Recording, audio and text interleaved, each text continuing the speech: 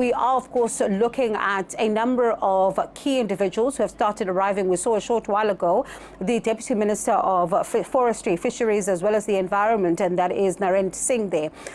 He did arrive earlier on. We also saw Dr. Sibongiseni Dhlomo, who used to be the former Deputy Minister of Health, and he's now back chairing that particular committee in Parliament. So there's going to be quite a lot of activity taking place this afternoon, as we are expecting the arrivals of the opening of a Parliament address, as President Cyril Ramaphosa will use this particular opportunity to basically outline the key priorities of the 7th administration. It is a relay. My colleagues Sakina Kamwendo as well as Mfundo Mabalani will take you through the rest of the program tonight. And Samkele Maseko is one of our reporters who is still on standby for us as we are monitoring the different events that are taking place currently in Parliament. And Samkele, of course, still a lot of focus on the arrivals. But as these particular deputy ministers and ministers of the 7th administration are making their way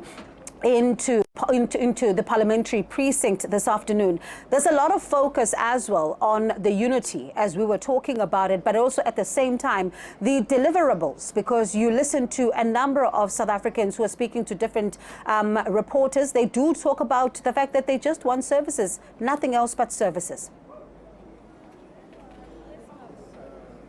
Indeed, Bongi, the issue of deliverables is going to be a topical issue going towards the future, particularly looking at the economic trajectory where the currently is at. Look at the high unemployment rate that is there within the country. So these arrivals of these particular politicians here is not only walking down this particular red carpet, it is ordinary South Africans, as our colleague Mariska in the morning at the bus, coming from night shift at work, going home, knowing that they are the ones whom are particularly the backdrop of and the backbone of this particular South African economy, as they are the ones doing labor-intensive work. Those who are working within the mining sector, those working within South Africa's deteriorating steel sector, those working in the automotive industry, in the automotive hub in Tshwane, in the automotive hub in the Eastern Cape, particularly in East London, Port Elizabeth as well. You go as Dimbaza in the Eastern Cape, which was some of South Africa's textile industry. You come here to the Western Cape, South Africa's hub of the textile industry, particularly looking at the density of the South African Clothing Textile Workers Union, SACTU, as well. And many South Africans will be looking at the future of themselves and what these particular politicians have to offer. You've got a party like the Democratic Alliance that has been outside of government at a national level. Now they are part of the national government, in the government of national unity, in key portfolios such as public works, led by Dean McPherson. You go to agriculture, led by John Steenhuisen. You go to home affairs, led by Dr. Leon Schraber. And it just tells you, and you go to communications, led by Solimala. You go to education, led also by Siviwe Khwarube, who has also said that they want to take the Bella Bill back to Parliament to be deliberated upon. You look at how Labour is going to be not satisfied with some of the policies being pushed by the Democratic Alliance. You've already had Nahawu speaking out against this particular government of national unity, led by Michael Shingange, who is in the presidency of Nahawu and also the presidency of Kusatu. You go to the South African Communist Party, led by Solima Paila, who's been saying that the ANC's dominant faction that is pushing neoliberal policies is not willing to engage with these particularly perceived progressive black, like the economic freedom fighters. We heard Soli Mapaila saying that you would rather be irritated by the economic freedom fighters in cabinet rather than being irritated by a neoliberal political party like the Democratic Alliance. But South Africans are not looking at those particular those particular political bickerings. South Africans are looking at their bread and butter issues, Bongiwe. We will also be grabbing people as they move along. We are just trying to see who are some of the important figures who are arriving here at this point in time, Bongiwe. But at this point in time, we did see Sibongiseni Dlomo going in. We did see Jeff Khatebe going in. We had not opportunity to speak to them at that particular time at Bongiwe.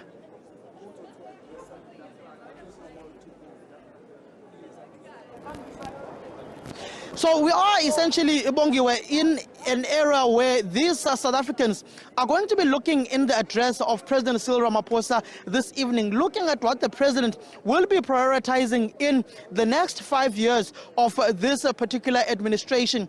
Health issues have become a huge topical issue within the country. You look at the National Health Insurance opposed by the Democratic Alliance. They are now part of cabinet. It's going to be interesting on what they had to say on those particular issues, particularly at the cabinet Lekgotla. You did hear the president say that there was no dissenting voices in the 3-day cabinet Lekgotla that was held over the weekend. He will be using this particular opening of Parliament this evening to give a report back on the deliberations that they concluded upon in the cabinet Lekgotla on the energy trajectory of the country, on the economy, on land issues, and also on social programs for poor South Africans. You look at the Democratic Alliance that always speaks against the court-casting measures on social grants within the country. So those are some of the issues that South Africans will be engaging on, but we are seeing some dignitaries whom are now being dropped off by the particular public transport that has been organized to drop off these particular South Africans. We're just not yet sure who this particular bus will be dropping off, but we are anticipating that within the next few hours, it is going towards 4 o'clock now. At about 4:15, 4:30, you will be starting to see parliamentarians and other dignitaries arriving for the official opening of this particular 7th administration parliament.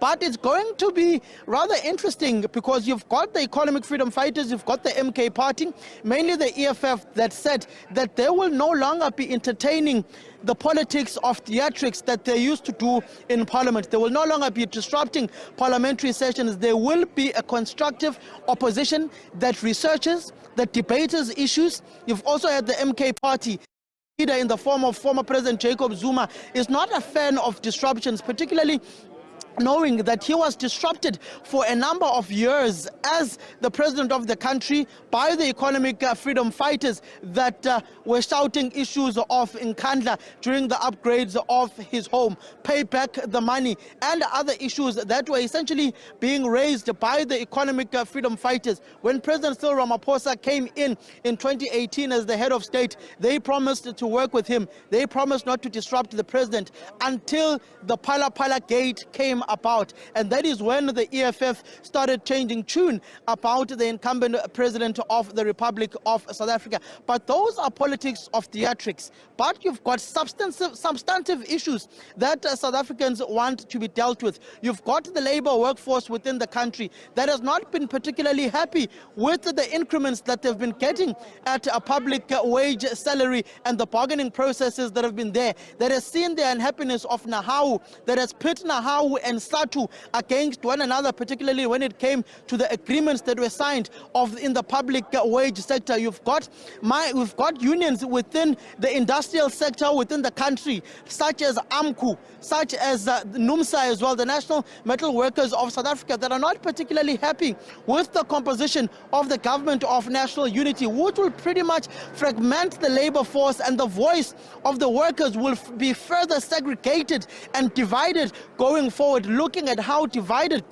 the South African workforce is at, you've just seen that the repo rate has remained unchanged, as set by the MPC within the Reserve Bank at this point in time, which in itself will help those whom have bonded houses, that their mortgages will not be going up. Those who've got car repayments that have been financed, that may have been increased if the repo rate was increased. The cost of lending, inflation is also going up. Those are some of the issues that President Cyril to contend with when he addresses the nation this evening in the official opening of this particular parliament. My colleague Chula Munare will just show you some of the visuals of the other dignitaries that are arriving at this point in time. It is the shuttle service that has been organized by Parliament, but at this particular point in time, no member of Parliament that I have seen walking in for this official opening of Parliament at this point in time. As we have said, we did see Narendra Singh, the Minister of Fisheries and Forestry within the country. He has arrived and he is conducting some media interviews on that particular side at this point in time. But on the substantive issues, the president will have to juggle South Africa's energy security. You look at how Unit 1 of Koeberg nuclear power station, which is about 20-30 kilometers from where we are in Cape Town, that lifespan has been increased by 20 years, Mfundo and Sakina. So essentially, it's economy that the president will be speaking on. It's issues of the energy trajectory of the country, it's issues of economic growth, and it will be issues of alleviating South Africans of the triple challenges of poverty, inequality, underdevelopment, looking also at dynamics and the global change of forces that and the change of the political tectonic plates globally that are taking place, that the president will effectively have to juggle. And issues of policies of the GNU Political Council that it will have to deal with in this particular 7th administration that he will be speaking about this evening at the official opening of Parliament.